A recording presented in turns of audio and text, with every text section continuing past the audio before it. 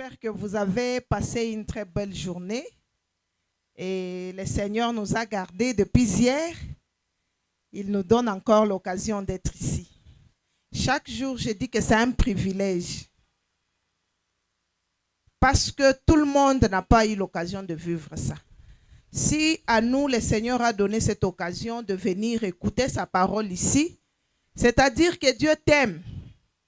C'est-à-dire qu'il a quelque chose de bon qu'il veut faire pour toi. Alors maximisons ces moments que nous passons ici pour la gloire de Dieu. Hier, nous avions parlé de présents impropres. Les présents impurs, les présents qui ne donnent pas la paix chez nous, les présents qui nous accompagnent dans des histoires bizarres, les présents qui ne mettent pas l'amour dans notre maison. Parce que nous avons écouté comment nous faisons avec ces présents. Quand nous les recevons, nous les amenons en cachette et nous les cachons. Nous ne les montrons pas. Nous créons des choses et nous prenons autant d'heures, peut-être toute une journée, peut-être toute l'après-midi pour réfléchir comment tu vas mentir. Parce que tu as apporté quelque chose dont la source n'est pas bonne. Et quand tu viens avec, tu mens. Peut-être le sabbat, tu viens avec ça. Si c'est une robe, le sabbat, tu portes ça. Tu as menti à tes parents. Et puis tu viens à l'église, tu passes devant, tu chantes, tu as porté ça. Ça, ce sont des malédictions que nous nous attirons nous-mêmes. Il y a eu des questions. Et hier encore, les questions ont continué la nuit. Jusque-là, beaucoup d'entre nous n'ont pas encore compris que ces présents sont impropres. Ils ne sont pas bons pour nous, enfants de Dieu. Si la source est bonne, courons vite à la maison de notre père, de notre mère pour annoncer ça. Que ça soit connu, si c'est bon. Mais si tu sens en toi que tu ne peux pas annoncer ça à la maison de notre père, mets fin, c'est-à-dire que ce n'est pas bon. C'est un chemin glissant sur lequel tu t'y mets pour ta perdition. Aujourd'hui, nous allons voir encore un petit sujet qui est du commun alors. Nous vivons ça encore. J'ai intitulé ça comme ceci. La multiplicité des portes pour notre propre ruine. La multiplicité des portes pour notre propre ruine. Quelles sont ces portes que nous avons ouvertes partout? Nous les avons ouvertes en âme et conscience nous-mêmes. Et ces portes-là, c'est pour notre propre ruine.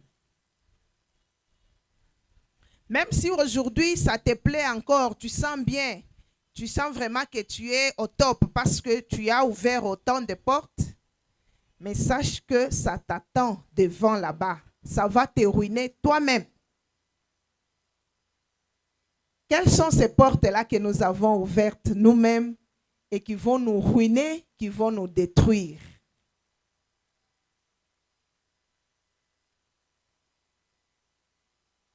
Avant d'ouvrir ces portes-là, je veux que nous puissions lire Psaume chapitre 119, verset 9. Ézéchiel, tu nous lis ça.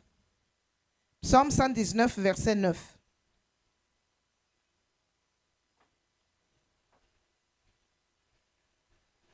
Tu peux descendre même jusqu'à 11, même jusqu'à 10, ça va. Le psalmiste pose une question et il répond.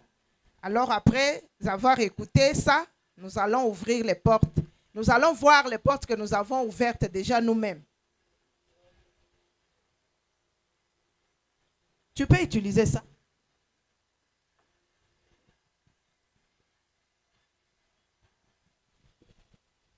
Le psaume 119, le 11e verset, le 9e verset, ça nous dit ceci. Comment le jeune homme rendra-t-il pur son sentier en se dirigeant d'après ta parole? Je te recherche de tout mon cœur. Ne me laisse pas égarer loin de tes commandements. Je serre ta parole dans mon cœur afin de ne pécher contre toi. Merci beaucoup. une question très pertinente. Et la réponse, lui-même, il donne ça. Je serre ta parole dans mon cœur pour ne pas pécher contre toi. Ça, c'est ce Dieu-là que nos parents nous ont montré. C'est ce Dieu-là que l'Église nous enseigne chaque jour. C'est ce Dieu-là que nous sommes venus écouter ici. Nous voulons serrer sa parole dans notre cœur pour ne pas pécher contre lui. La multiplicité des portes pour notre propre ruine. Nous avons multiplié des portes. Et là, quand le Seigneur nous parle comme ça, ta conscience est en train de tourner et toi-même tu connais le nombre de portes que tu as déjà ouvertes. Quelles sont ces portes que nous avons multipliées, que nous avons ouvertes ici et là, qui vont nous ruiner bientôt? Pas seulement dans les temps prochains, lointains, non.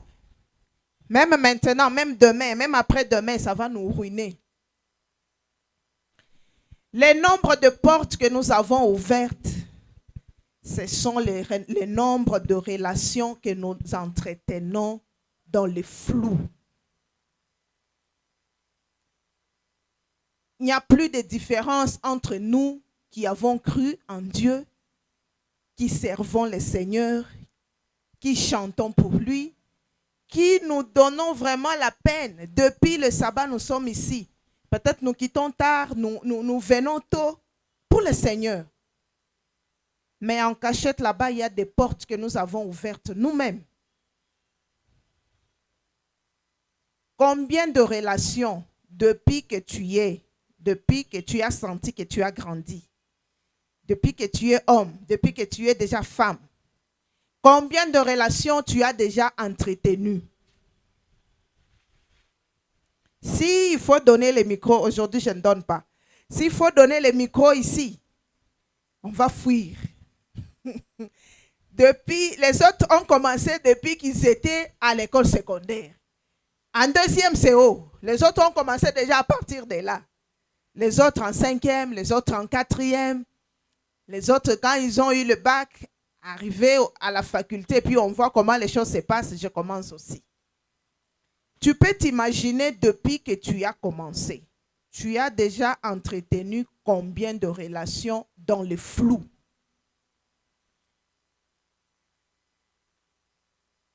Toi-même là, tu sais comment tu gères ça. Nous commençons par mes jeunes sœurs. Ces derniers temps, vraiment, ça a des noms, ça a des codes, pour qu'on ne puisse pas décoder ça, pour qu'on ne puisse pas savoir on parle de quoi. Mes jeunes sœurs ont des codes. Il y a des noms qu'on a donnés à ces relations-là. Moi, je connais seulement un. J'ai entendu parler d'un nom. Je ne sais pas s'il y en a d'autres. Tu es encore jeune fille chez tes parents. Tes parents t'aiment énormément, même s'ils ne sont pas en vie. Mais là où tu vis, il y a un responsable qui prend soin de toi, qui t'aime énormément. Qu'est-ce que tu cherches? Qu'est-ce que tu veux?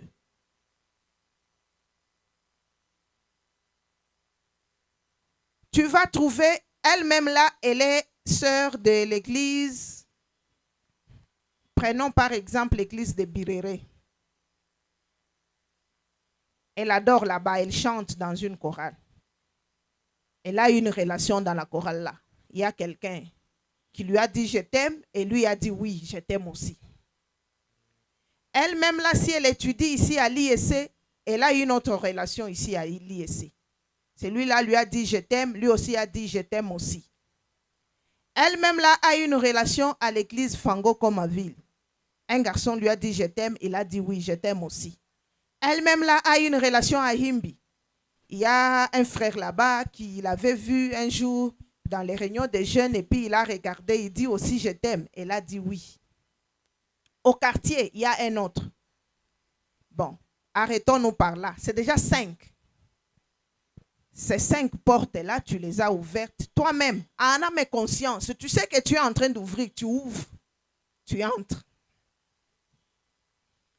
Et parmi toutes ces 5 portes que tu as ouvertes là, ce sont les mensonges que tu entretiens. Toi-même d'abord, tu te mens toi-même. Parce que quand tu veux parler avec celui-ci, tu le fais voir que c'est lui que tu as. Après 2 heures, 3 heures, allez, un autre. Tu te mens d'abord toi-même. Tu mens à ta conscience toi-même. Qu'en est-il de nos parents maintenant? Toutes ces 5 portes-là, ce sont les mensonges que tu entretiens à la maison. Et imaginez si les présents venaient de ces 5 portes-là. Qui es-tu? Tu amènes ça à la maison. Ce sont des malédictions que tu fais entrer dans la maison de tes parents. C'est pourquoi hier j'ai dit que ce sont les présents impropres. Ça n'a pas droit d'entrer chez nous parce que ce n'est pas pur, parce que ce n'est pas propre. Et tu sais comment tu gères ça. Même pour les sorties, tu t'arranges pour gérer ça. Peut-être la première porte ici, c'est elle qui s'occupe de, je ne sais pas, de make-up.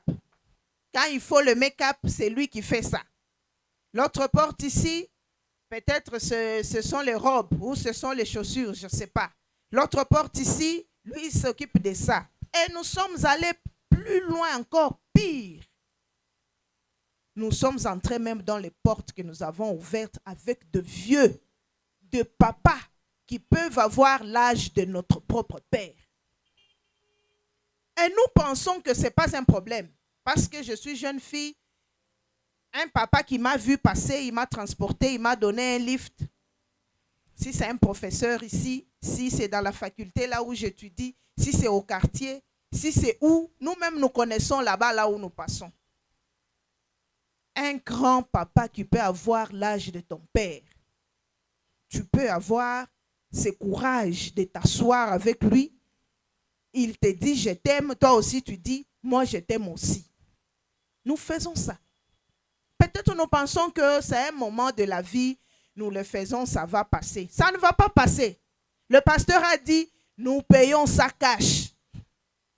Même si nous faisons semblant de ne pas voir que c'est quelque chose, mais mets en tête que toutes ces portes que tu as ouvertes, que ce soit avec les jeunes garçons de ton âge, que ce soit avec le plus âgé, que ce soit avec le moins âgé, que ce soit avec les vieux papas, le mari d'autrui, tu vas payer ça. Et il y a même des sœurs à l'église, ils vont même plus loin à dire je t'aime au mari d'autrui, d'une autre sœur à l'église. Mais nous avons déjà donné notre vie à Christ. Pourquoi ouvrir toutes ces portes de malédiction devant nous, alors que le Seigneur met de l'avenir devant nous, alors que le Seigneur nous donne encore l'occasion de faire mieux ici-bas. Imaginez toi seul là, on t'a dit je t'aime par 5, 6 personnes. Ce sont les 6 portes que tu as ouvertes toi-même. Et tous ces 6 là n'ont pas dit je t'aime de la même façon. Ne vous en faites pas. Chacun a sa façon de dire je t'aime. Chacun a sa façon de te prouver comment il aime. Chacun a sa façon de te dorloter pour que tu sentes qu'il t'aime. Chacun a sa façon de te donner. Et tout ça, notre cerveau enregistre ça. C'est dedans. Ne t'en fais pas. Même maintenant, là, quand je suis en train de parler, là, le Seigneur a fait à ce que ça tourne. C'est en train de passer. Ça tourne. Tu te rappelles de ce que l'autre a dit. Tu te rappelles de ce que l'année passée, celui-là t'a dit. Tu te rappelles hier soir comment l'autre a dit. Tu te rappelles même de ce qui s'est passé pendant la journée aujourd'hui. Tu as causé avec combien? C'est toi-même qui connais le nombre de portes que tu as ouvertes. Et tout ça, ça reste. Ça va nulle part. Ne t'en fais pas. Ça t'attend ici. C'est seulement ici devant. Ici, tout près ici. D'abord, tu n'honores pas tes parents en faisant ça. Imagine que tu es parti répondre à un rendez-vous d'un papa qui peut avoir l'âge de ton grand frère, qui peut avoir l'âge de ton papa, qui peut même avoir l'âge de ton grand-père. Toi, tu as les kilos de t'asseoir avec lui et de parler amour avec lui. Cette porte que tu as ouverte, c'est pour faire quoi? Cette relation-là que tu entretiens, toi-même en âme et conscience, tu penses que c'est pour faire quoi? La finalité de ça, c'est quoi? C'est ta propre ruine que tu es en train de chercher. Mes jeunes frères, la même chose. Si par exemple, tu chantes bien, et il y a des jeunes gens qui chantent bien, hein, ne vous en faites pas. Surtout nous, les jeunes qui aimons écouter les chansons là. Quand il y a concert, même très loin en Docho, je vais garder les transports. C'est sabbat là, je dois partir. Parce qu'on a dit que tel choral sera là. Il y a de jeunes frères à qui Dieu a donné des talents. Quand ils chantent, tu sens vraiment que Dieu est ici. Mais c'est donc que Dieu t'a donné, qu'est-ce que tu fais avec? C'est pour que quand tu chantes, les jeunes sœurs qui meurent là-bas d'elles-mêmes, tu n'as même pas encore parlé, elles-mêmes meurent déjà. Ils attendent que ça sourit seulement, que tu dises quelque chose. Elle est prête à dire oui, parce qu'elle aime seulement comment tu chantes. Imagine maintenant, tu as dit à celle qui est ici, tu as dit à celle qui est au quartier, tu as dit à celle avec qui tu étudies, tu as dit à celle avec qui est sur l'avenue de ta grand-mère, tu as dit à celle. Toi-même là, depuis que tu as commencé déjà à dire je t'aime, tu as déjà dit à combien de fois? À combien de gens? Et les je t'aime là, c'est le même je t'aime là que tu dis, ou bien ce sont les je t'aime différents? Ça vient du cœur, ou bien c'est seulement un mot que tu dis je t'aime? Tu as dit à celle-ci, tu as dit à celle-ci, tu as dit à celle-là. Et chacune d'entre elles, comme j'ai dit, a sa façon de réagir à ces je t'aime que tu as dit. On peut être ici ou tu peux être à la maison. On parle d'autre chose. Mais toi, comme tes pensées sont troublées, sont tourmentées, tu es déjà loin. Tu te rappelles de comment l'autre a fait les je t'aime que tu lui as dit le matin. Et puis l'autre le soir, il a dit. Tu te rappelles de l'autre là, le sabbat soir, quand on a fini. Tu te rappelles de ce qui s'est passé à la faculté. Tu te rappelles de la sortie du dimanche, celle-là avec qui tu es parti. Qui es-tu maintenant? Tu t'es détruit. Tu ne peux pas te concentrer aux choses de Dieu. Tu ne peux pas. Tu ne peux même pas te concentrer à l'école. Pour ceux qui étudient encore à la faculté, tu ne peux pas te concentrer. Parce que comme Dieu nous a créés là, les cerveaux ici enregistrent vraiment. C'est vraiment une carte mémoire fidèle. Ça enregistre tout ça. Demain après-demain, tu vas payer ça. Il y a des jeunes frères qui ont les kilos de dire oui à un je t'aime prononcé par une maman qui peut avoir ton âge. Parce qu'elle est mère boss, parce qu'elle t'a promis qu'elle va payer pour toi les frais académiques, elle t'a promis qu'elle va t'acheter tout ce que tu peux vouloir pour être autant. Elle est capable de t'acheter, elle a l'argent. Elle peut mettre à ta disposition un chauffeur pour tes courses. Il va commencer à te transporter, t'amener partout où tu veux. Mais seulement accepte son je t'aime. Et toi, tu dis, ça c'est une bonne occasion que Dieu me donne. C'est la vie. On fait d'abord la vie quand on est jeune. Les autres choses là, on va voir après. Tu dis oui. Cette maman avec qui tu passes le temps, qui peut avoir l'âge de la mère qui t'a enfanté. Ça, ce sont les malédictions que tu portes sur toi. En âme et conscience, tu as dit oui. Et tu saurais comment gérer ça. Ne vous en faites pas. Les cerveaux enregistrent ça. Quelques mois, quelques années ici, tu seras tourmenté. Le Seigneur ne laisse pas ça impuni. Ne vous en faites pas. Tous ces gestes, toutes ces paroles, tout ce que le je t'aime là que chacun a répondu, que ce soit pour toi ma petite soeur, que ce soit pour toi mon petit frère, ça reste. La chance te sourit, Dieu fait grâce, tu trouves quelqu'un qui va te prendre en mariage pour la vie. Je vous assure, tu vas souffrir. Tu vas souffrir parce que tout ça ça ne va pas quitter. C'est là-bas, c'est collé là-bas. Tout ce que tu as fait là, ça est là. Le cerveau a bien enregistré. Tu ne seras pas concentré. Je te dis que tu vas avoir des moments difficiles pour chercher à oublier toutes ces bêtises que tu es en train de commettre maintenant. Ça ne va pas partir. Tu seras là devant, ta femme est là, peut-être ton mari est là, que tu as choisi. Nous venons, nous mangeons les frites, on va à la fête, à l'église, on bénit. Vous partez vivre chez vous. Je t'assure que si tu n'as pas pris au sérieux le temps que Dieu te donne maintenant, si tu as ouvert autant de portes ici, ça va te ruiner. Le pasteur a dit hier, j'ai aimé la phrase là. Tu vas payer cash. Tu seras là, tes pensées ne peuvent pas se concentrer sur la personne que tu as choisie pour le mariage. Ça ne va pas être possible. Dans toute la vie possible, tu vas penser à la vieille maman là, la mère bosse là qui t'est transportée dans sa dip. Ça ne suffit pas. Là, tu n'es pas à l'aise. Tu vas penser à la sœur là qui chante à l'église de Himbi. Comment elle faisait ses je t'aime, comment elle te parlait au téléphone, comment elle faisait ceci. Ça ne s'arrête pas là. Tu vas penser, toutes les portes par lesquelles tu es passé là, c'est là-bas. Ça ne va pas partir. Maintenant, imagine quelqu'un qui doit prendre sa vie au sérieux à la maison, ne peut pas se concentrer sur la personne qui est à ses côtés. Même si tu fais semblant, nous allons voir seulement, c'est bon, ça se passe bien là-bas. Mais toi, là, à l'intérieur de toi, tu sais. En tout cas, ça ne tient pas. Mais toi, tu es jeune, un jeune garçon qui vient de te marier. Ça ne tient pas comment?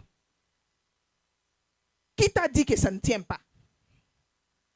Deux fois, il demande, mais comment? Bon, en tout cas, pour dire la vérité, que moi là, j'avais ouvert 10 portes. Je suis passé par 10 portes. Maintenant, celle-ci, je sens vraiment que ça ne va pas. Qui va changer ça pour toi? Tu as ruiné ta vie toi-même. Tu es condamné à rester là-bas parce que tu avais dit oui devant Dieu, devant les parents, devant nous qui sommes venus pour vous accompagner. Et puis tu es resté là-bas. Dans les tourments, chaque jour. Comme le pasteur a dit hier, pour dormir, la plaquette là de paracète là, toi tu fais même 2 jours et puis c'est terminé. Parce que les pensées là ne sont pas calmes. Pourquoi? Il n'y a pas personne d'autre qui a ouvert pour toi cette porte. C'est toi-même. Tu les as ouvertes. Pourquoi? Si tu prends la parole de Dieu, tu serres ça dans ton cœur, tu ne vas pas pécher contre Dieu. Mais si nous laissons ça à côté, nous suivons nos penchants en tant que jeunes, c'est vanité. Tout ça là, c'est vanité. Ça ne va pas t'aider. Ça ne va t'aider en rien. Concentre-toi sur le temps présent. Profite les moments que Dieu te donne. Occupe-toi des choses de Dieu. Je vous assure, mes jeunes frères, mes jeunes sœurs, si tu as donné ta jeunesse à Dieu, tu vas aussi payer cash ici. Dieu ne donne pas à crédit, non. Donne-toi aux choses de Dieu. Aime les choses de Dieu. Tu vas avoir ça, cash comme ça. Dieu va te payer comme ça et puis tu vas avoir ça. Mais si tu fais le contraire, oui, c'est là que tu vas payer aussi ça cash. Parce que personne ne va venir fermer les portes là pour toi. Toi-même, tu as ouvert. Toi-même, tu es entré. Toi-même, tu es allé. Nous allons parler de la fin du couloir là, le vendredi, pour finir. Nous allons parler de là où on va arriver. Tu es entré, tu es arrivé jusqu'à la fin du couloir de toutes ces portes-là. Tu es allé déjà arriver jusqu'à la fin. Comment tu vas être heureux dans la vie? Tu ne seras jamais heureux. Que ce soit pour toi, ma soeur, que ce soit pour toi, mon petit frère, tu ne seras pas heureux. Parce que ici, garde ça. C'est là-bas. Même si tu vas faire semblant d'oublier, mais les images là vont passer comme ça, comme si c'était, tu es en train de feuilleter un livre. Ça passe page par page. Et tu vas être dans les tourments tout le temps. Pour ne pas arriver à cela, n'ouvrons pas ces portes. Même si tu passes devant, tu les vois qu'elles sont là à nord. N'ouvre pas. Passe, continue ta route et va faire ce qui est bon pour toi. Le Seigneur ne va pas te laisser. Il sera toujours avec toi. Je vous aime bien. Je veux que vous puissiez vivre aussi une vie heureuse, harmonieuse, les jours que le Seigneur va vous donner. Quelqu'un pour passer la vie avec. Je prie que Dieu nous aide à mettre ces conseils en pratique. Si vous les mettez en pratique, vous allez récolter cash. Si vous ne les mettez pas aussi en pratique, vous allez aussi récolter cash par rapport à ce que vous aurez ouvert comme porte, à ce que vous aurez fait dans ces portes-là que vous avez ouvertes vous-même. Vous allez avoir ça. Mais moi, je veux que vous puissiez écouter, tourner la page. Même si vous aviez déjà commencé à ouvrir des portes, fermez-les, bloquez-les avec des serrures, cadenassez, tournez la page, passez de l'autre côté. Aimez les choses de Dieu. Et vous allez récolter cash de bonnes choses. Que Que le Seigneur nous bénisse, qu'il nous donne encore l'occasion de nous retrouver demain pour un autre petit conseil. Est-ce qu'il y a une question? Il y a une question. S'il y a des questions, n'hésitez pas. Ézéchiel, j'ai fini déjà mon temps.